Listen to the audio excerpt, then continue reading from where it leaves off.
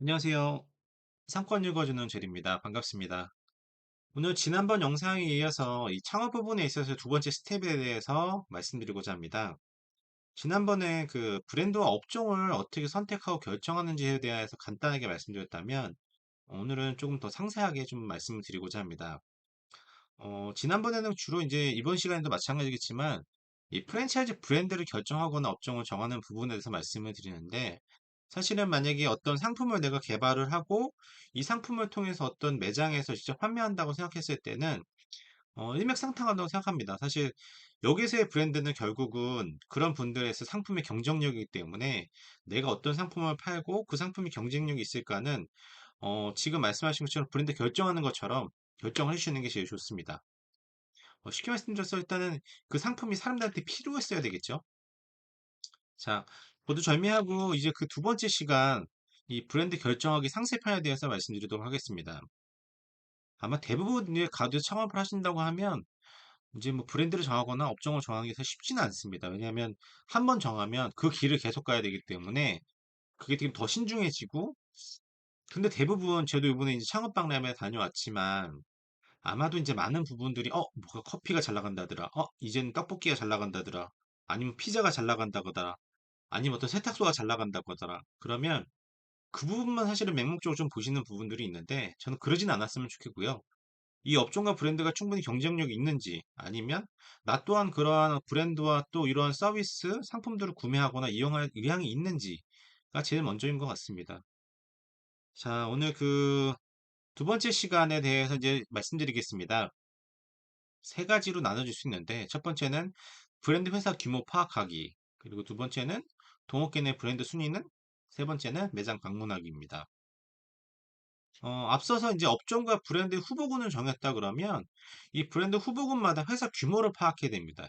이 회사 규모가 왜 필요하냐면, 사실 이제 프랜차이즈 이제 뭐 F&B도 그 대부분 마찬가지겠지만 매장이 곧 매출입니다. 매장이 유통 채널이기 때문에, 그래서 이 매장에 대한 규모, 매장의 수가 얼마나 되는지, 매장별 평균 매출들이 얼마나 나오는지, 이게 곧 그 회사의 연매출이기 때문에, 반대로 그 회사의 연매출이 어떻게 성장하거나 또는 어떻게 떨어지고 있는지 부분을 기사를 통해서나 아니면 재무제표를 통해서 좀 파악을 하셔야 될 부분들이 있고요. 그리고 매년 홍보 전략. 매년, 일단은 이 프랜차이즈고 또 브랜드다 보니까 홍보비에 사실 돈을 써야 되는 게 분명히 있습니다. 왜냐면 그래야 사람들도 알 수 있기 때문에 매년 홍보 전략은 어떤 형태로 갖고 가는지, 버스 광고를 하는지, 영상 광고를 하는지, PPL을 하는지, 유튜브 협찬을 하는지 좀 상세하게 아실 필요가 있고요. 그리고 이 채널에 대해서는 어떤 채널이 효과적인지에 대해서는 뭐 회사에서도 충분히 판단하겠지만, 보신 투자자분들도 조금 판단해 주셨으면 좋겠어요. 그리고 이제 말씀드렸다시피 브랜드의 매장 수는, 프랜차이즈는 곧 이게 연간 매출 규모입니다.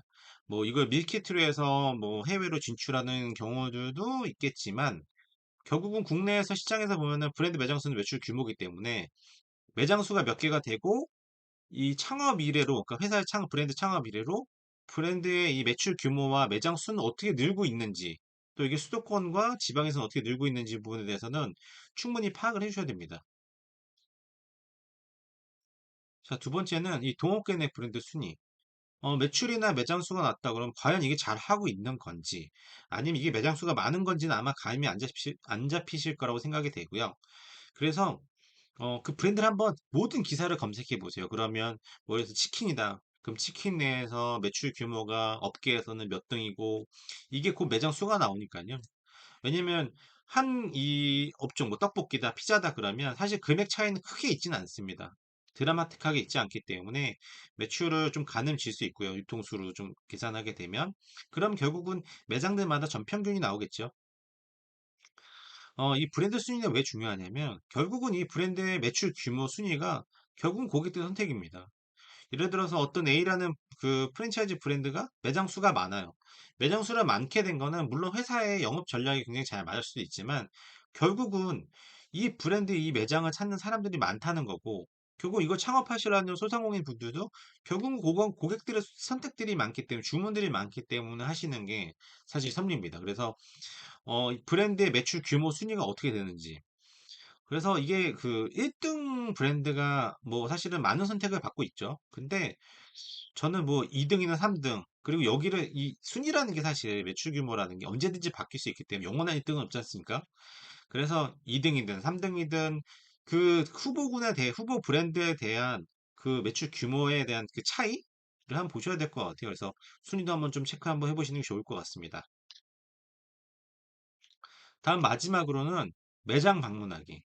저는 만약에 업종과 브랜드 선택하신다 그러면 매장은 꼭 가보시라고 말씀을 드려요. 저도 이제 현직에 있었을 때 여성 브랜드를 하고 싶다고 연락이 오거나 제가 만나 뵈면 매장을 방문하시기 전에 일단 상담하시는 경우들이 많은데, 매장을 저는 가보시면 이게 실제로 이제 기사를 보거나 내가 고객으로 이용했을 때라든지 이런 건 조금 차이가 있을 수 있습니다. 그래서 매장을 방문하는데 매장은 딱 세 군데를 가면 됩니다.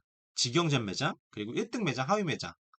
일단 직영점 매장은 회사에서 직접 운영하기 때문에 이 신상품에 대해서 뭐 테스트를 한다거나 아니면은 뭐 전체적 인테리어나 아니면은 뭐 동선이라든지 이런 부분을 좀 간단하게 보여줄 수가 있을 것 같고요.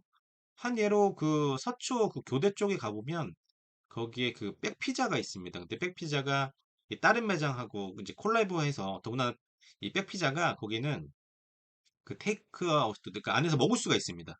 직접 먹을 수가 있고, 이 백종원 대표님도 거긴 좀 테스트 매장으로 조금 하고 있다고 말씀을 하시더라고요. 그래서 직영점에서 대부분 그렇게 테스트하는 매장들이 많습니다. 테스트하면서 이게 맞는지, 상권에 맞는지 보기 때문에 직영점 매장에 가서 서비스 퀄리티라든지 상품이라든지 좀 그런 퀄리티들을 직접 확인하시는 게 좋습니다. 왜냐면 그게 곧 그 회사의 매뉴얼이기 때문에.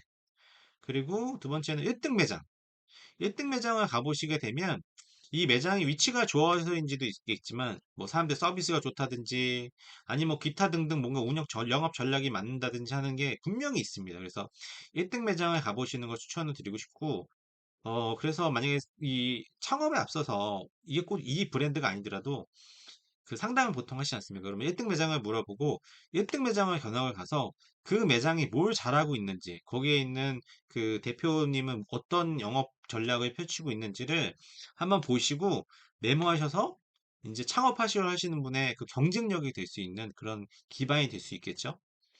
그리고 마지막은 하위 매장.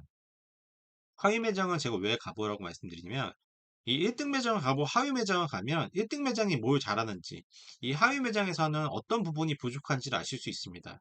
사람이 다 자기 스스로의 모습은 보기 힘들잖아요.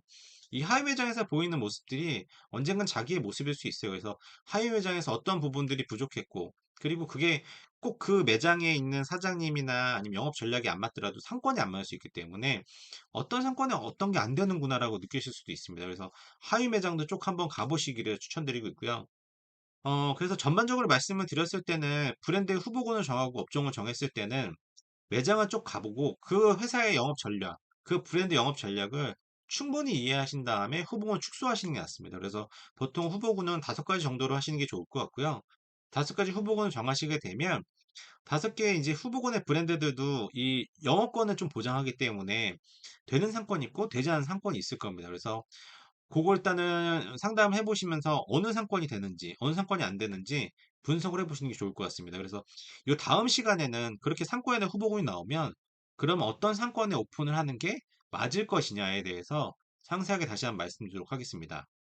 오늘 이 좀 부족하지만 좋은 영상을 봐주셔서 감사하고요.